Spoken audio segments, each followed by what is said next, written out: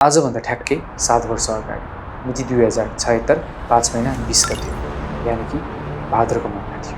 अन्दाजी 6 बजेको समय घरबाट निस्किन्छन् र 6:30 बजेको समयमा वीरगञ्ज महानगरपालिका वडा नम्बर 4 गणेशमान चोक स्थित दायाँपट्टिको गल्लीमा पुग्दा दुईजना व्यक्तिहरू ढुकेर बसिरहेका हुन्छन्। सुरुमै ती दुईजना व्यक्तिमध्ये एकजनाको नाम थियो शमशाद मिया र दोस्रोको नाम थियो मस्जिद मिया। ती दुवैजना व्यक्तिहरू अगाडिदेखि नै चिनजानका हुन्छन् र ढुकेर बसिरहेका हुन्छन्। शमशाद मिया भन्ने व्यक्तिको हातमा जग हुन्छ, त्यहाँभित्र पानी जस्तो तरल पदार्थ हुन्छ र मस्जिद मिया भन्ने व्यक्ति उसकै दायाँतर्फ हुन्छ। र मस्जिद मिया भन्ने व्यक्ति र शमशाद मियाले पानी खाउन भनेर त्यो केटीलाई अनुरोध गर्छ। त्यो केटी जो मुस्कान खातुन थिए म खान्न भनेर इन्कार गर्छ।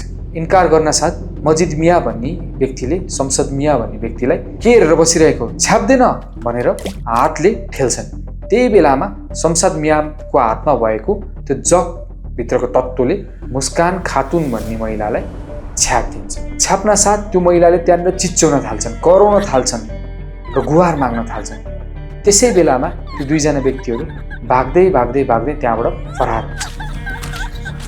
त्यहाँका बासिन्दाहरू त्यो चिच्चाहाट र गुहार सुनेर त्यहाँ तत्कालै आइपुग्छन्। मुस्कान खातुनको आँखा, अनुहार, हात सबै जलिरहेको देख्छन्, सबै कालो भइरहेको देख्छन्। त्यहाँबाट हतार हतार उद्धार गरेर इमर्जेन्सीमा लिएर जान्छन् र त्यहाँबाट सुरु हुन्छ घटना।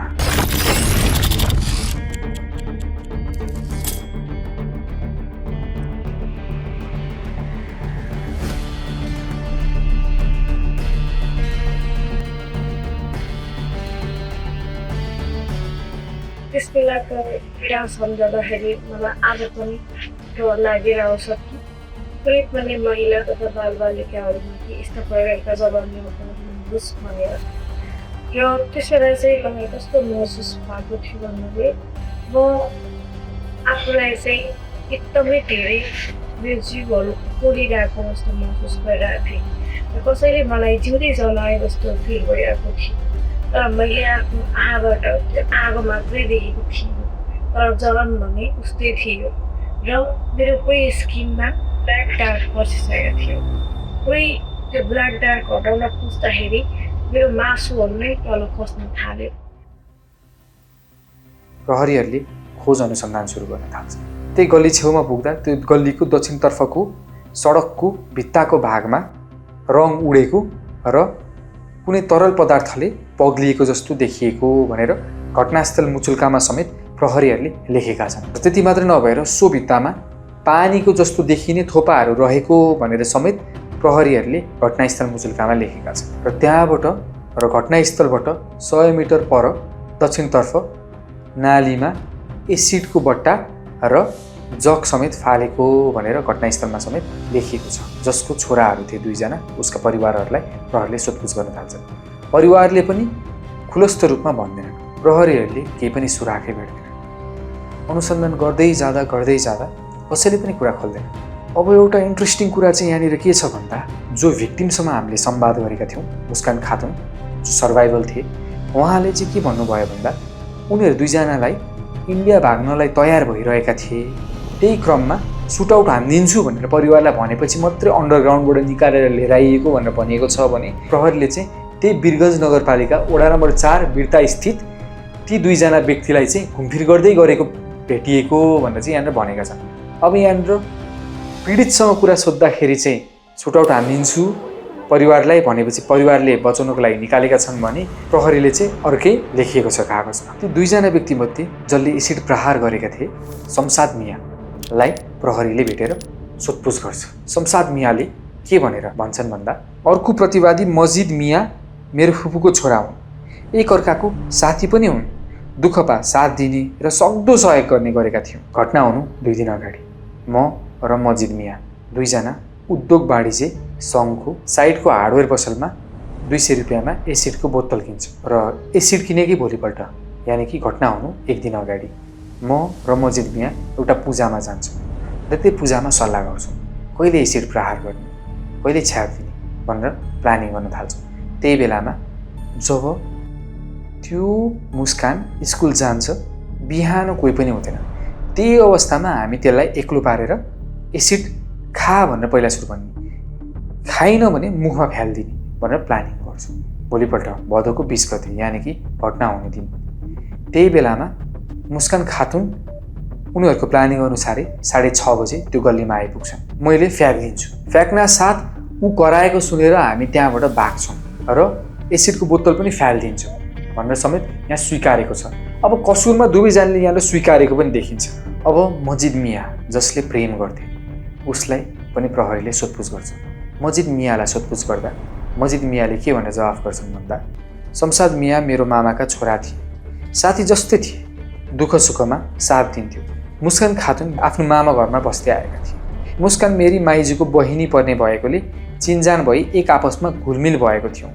विगत 1 वर्षदेखि निजलाई मैले एकतर्फी माया गर्दै आएका थिएँ। प्रत्यक्ष रूपमा भेटी बताउँदा निजले अस्वीकार गरेका थिए र मलाई हेला र तिरस्कार गर्दै आएका थिए। मेरो मन साह्रै दुख्दै आएको थियो। त्यसपछि पनि मैले मुस्कान खातुनलाई फलो गर्दै आउँथेँ। निज पढ्ने स्कुलमा समेत एकपटक गई निजलाई भेटी मानसिक रूपमा यातना दिँदै आएको थिएँ। पछि निजको घर परिवारले थाहा पाई मलाई भेटी गाली गलोज गरी 1-2 चड्कन पनि लगाएका थिए। छोरीसँग टाढा बस्ने र कुनै किसिमको दुःख हैरान नदिने चेतावनी समेत दिएका थिए। त्यसपछि मुस्कानको बिहे चितवन नारायणगढमा गरिदिने भन्ने सुन्नमा आए। तनावमा परे। निकै तनावमा परेपछि साथी शमशाद मियालाई भेटी यदि जाहेरवालाको भतिजी मुस्कान मेरो हुन सकिनन् भने कसैको पनि हुन दिन्न, बरु अनुहारमा एसिड छ्यापिदिन्छु, कुरूप बनाइदिन्छु अनि कसैले बिहे गर्न मिल्दैन, अनि अन्तिममा मसँगै बिहे गराइदिन्छन् भन्ने प्लानिङ गर्छ। त्यसपछि हामी दुवैजना वीरगञ्ज उद्योग वाणिज्य सङ्घको कार्यालय छेउको हार्डवेयर पसलमा 200 मा एसिड तेजाब खरिद गरी घरमा राख्छौँ। त्यसकै भोलिपल्ट शमशद मियासँग भेटी वार्ता गरी अनुहारमा हाल्ने सल्लाह र प्लानिङ गर्छौँ। घटना हुने दिन 76 साल 5 महिना 20 गते मैले खरिद गरी राखेको तेजाबको बोतल घरबाट लिएर आउँछु। शमशादलाई त्यो तेजाबको बोतल जगमा खनाउन लगाउँछु। वीरगञ्ज महानगरपालिका वडा नम्बर 4 गणेशमान चोकमा रहेको सानो गल्ली बाटोमा मुस्कान खातुनलाई पुरिबस्छु। ठ्याक्कै 6:30 बजी रहेको हुन्छ। पानी खा भनेर हामीले जबरजस्ती गर्छौँ। खान्न भन्दा मामाको छोरा तथा साथीलाई के हेरिरहेको हान भनी हातमा ढकाल्छु। त्यसपछि शमशादले एसिड प्रहार गर्छ। अब प्रहरीले त्यति मात्रै नभएर मजिद मियासँग रहेको कल डिटेल समेत निकाल्न थाल्छ र त्यो कल डिटेल हेर्दा कुनै गाडी सिकाउने ड्राइभर, कुनै कपाल काट्ने पसलको साहु र कुनै परिवारले गरेको भनेर देखिन्छ। र त्यो मजिद मिया भन्ने व्यक्तिले चाहिँ मेरो परिवार या ड्राइभर भनौँ, कुनै पनि कपाल काट्ने पसल जसले मलाई सिकाए कोही पनि यो घटनामा संलग्न छैन भनेर भन्छ। र यहाँबाट के पनि देखिन्छ भन्दा मजिद मिया भन्ने व्यक्ति चाहिँ कपाल काट्ने पसलमा कपाल काट्ने काम पनि गर्दा रहेछ। त्यसपछि अनुसन्धान गर्दै गरेको क्रममा मुस्कान खातुनको घाउ जाँचको रिपोर्ट आउँछ। घाउ जाँचको रिपोर्टमा के भनेर लेखिएको हुन्छ भन्दा पीडितको शरीरमा भएको हानि नोक्सानी एसिडकै कारणले भएको हो। Acid burn over right side of the chest, acid burn over the right side of the face, acid burn over the right side of the neck, acid burn over the right side of the year, acid burn over the right side of the फरआर्म भनेर लेखिएको हुन्छ। अब घटना भएकै ठाउँ यानि कि गणेशमान चोकबाट 3 जना व्यक्तिहरूलाई साक्षी बकाउन लिएर आउँछ र बकपत्र गराउँदा साक्षीहरूले पनि एउटै किसिमको जवाफ दिन्छन्। यो मजिद मिया र शमशाद मिया भन्ने व्यक्तिले पहिलेदेखि नै 15 वर्षकी मुस्कान खातुनलाई सताउने गर्थे, निकै नै हैरानी दिने गर्थे। बाटोमा खाली रोक्ने, खाली दुःख दिने, हैरानी दिने र जान नदिने गर्थे। र यो एसिड एट्याक चाहिँ मजिद मिया र शमशाद मियाले नै मिलेर गरेको हो भन्ने समेत बकपत्रमा लेखिएको छ। घटना भएको 18 दिनपछि महानगरीय प्रहरी वृत्तबाट पत्र आउँछ।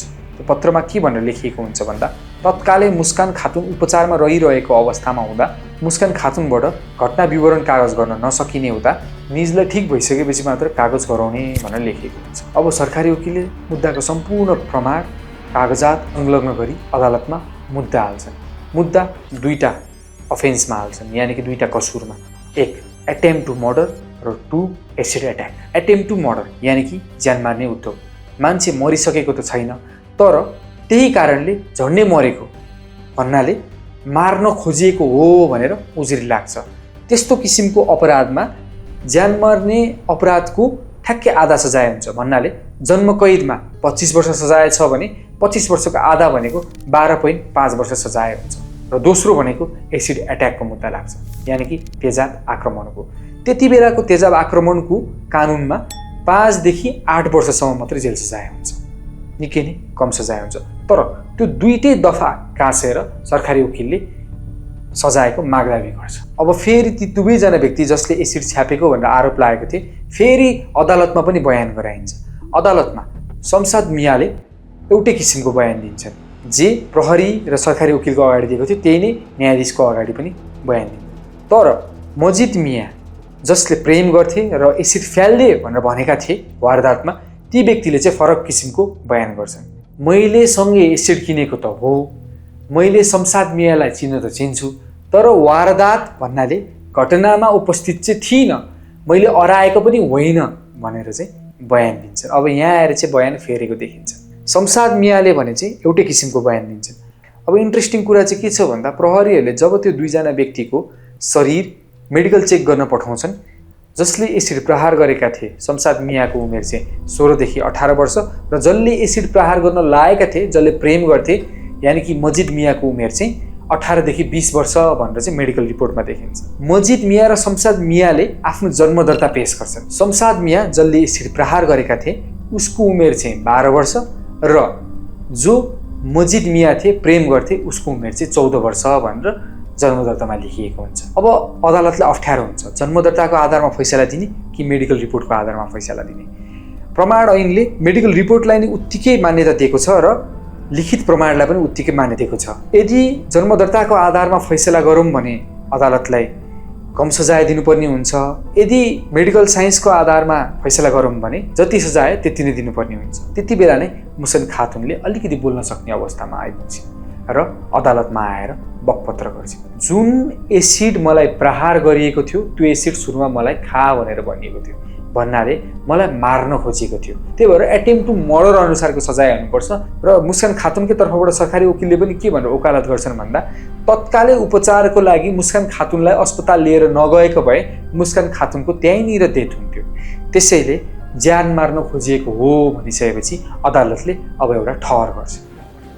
जसले प्रेम गर्थे आफैले एसिड नफाले पनि उनले फाल्न लगाएको भन्ने कुरा घटना र प्रमाणबाट स्पष्ट देखिन्छ। एकजना चाहिँ अपराधमा संलग्न थिएनन् र म वारदातमा यानि कि सिन अफ द क्राइममा छैन भन्न छुट्न पाउने होइन, त्यही भएर यिनीहरूलाई सजाय हुन्छ र यिनीहरू अपराधी हुन् भनेर जिल्ला अदालत पर्साको ठहर हुन्छ। ठहर भइसकेपछि अदालतले थप सजाय दिनुपर्ने हुन्छ।